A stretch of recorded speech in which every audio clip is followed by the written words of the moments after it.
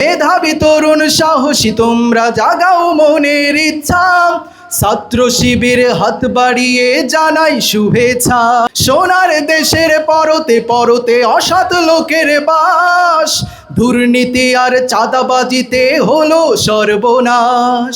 সৎ দক্ষ নাগরিক আজ বড় প্রয়োজন, তাই তো শিবির করেছে এই মহৎ আয়োজন। যুগালে আসছে বি অনার্স, এটা টেকবে কোনো দিন না, কোনো দিন না। যত সামান্য কিছু আপনাদের জন্য নিয়ে আসছি, তার ভিতরে একটা মূল্যবান জিনিস আছে, এটা হচ্ছে আল কোরআন।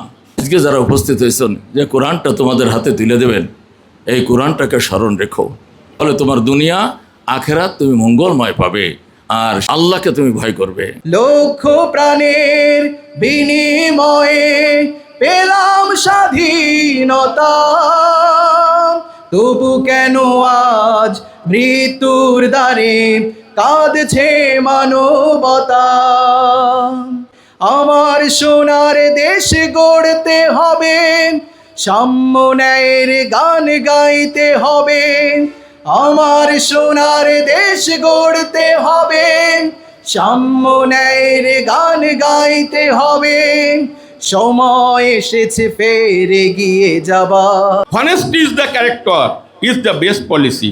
ছাত্র শিবিরের দিকেই তাকিয়ে আছে আগামী দিনের ভবিষ্যৎ, দেশের স্বাধীনতা, সার্বভৌমত্ব এবং আমার পরিবারকে যদি বাঁচাতে হয়, আমার সন্তানের ভবিষ্যৎ গড়তে হয়, তো বাংলাদেশ ইসলামী ছাত্র শিবিরের কাছেই আমার সন্তানটিকে দিয়ে আসতে হবে। আমি কি ভুল বললাম? বাংলাদেশ ইসলামী ছাত্র শিবিরের বসুন্ধিয়া শাখা কর্তৃক আয়োজিত প্রতিটা মা বাবাই আশা করে যেন তার সন্তান সুশিক্ষিত হয়ে একজন ভালো মানুষ হতে পারে। হয়তো এটা বড় কোনো কিছু না, তবে এটা আমাদেরকে মানসিকভাবে অনেক মোটিভেট করছে যে আমরা আগামী দিনে যদি আরও ভালো ফলাফল করতে পারি, তাহলে ইনশাল্লাহ আমরা এর থেকে আরও ভালো পর্যায়ে যেতে পারবো। আমাদের চরিত্রটাকে সুন্দরভাবে গড়ে তুলতে পারি এবং একজন সুদক্ষ নাগরিক হিসেবে দেশের হয়ে কাজ করতে পারি। ভয় না পেয়ে সাহসের সাথে এগিয়ে গিয়েছি। এই দেশের জন্য যদি করতে হয় আমার জীবন দান, তবু দেব না লুটাতে ধুলাই আমার দেশের সম্মান। তো এই পৃথিবীর বুকে আল্লাহ রাব্বুল আলামিন আমাদেরকে এমনি এমনি পাঠান নাই, একটা উদ্দেশ্য, একটা লক্ষ্য দিয়ে পাঠাইছেন। উপস্থিত হয়েছি আমি মানুষ হিসেবে এই দুনিয়ার বুকে অনেক কিছু করতে পারবো, অনেক কিছু করার সুযোগ আছে। বাংলাদেশের সর্বোচ্চ পর্যায়ে আমি পৌঁছাতে পারবো, বাংলাদেশের প্রধানমন্ত্রী হইতে পারবো। কিন্তু আমাদের নৈতিক চরিত্র যদি আমরা সংরক্ষণ করতে ব্যর্থ হই, তাহলে কিন্তু আমাদের এই জীবনে আল্লাহ রাব্বুল আলামিন যে উদ্দেশ্য নিয়ে আমাদেরকে পাঠিয়েছেন সেই উদ্দেশ্য পূরণ হবে না। রাব্বুল আলামিন এই দুনিয়াতে পাঠিয়েছেন, একটা সময় আবার আল্লাহ রাব্বুল আলামিনের কাছে আমাদেরকে ফিরে যেতে হবে, যে আমাদের জীবনে যে কর্মকাণ্ড আছে সেটার হিসাব দেওয়া লাগবে।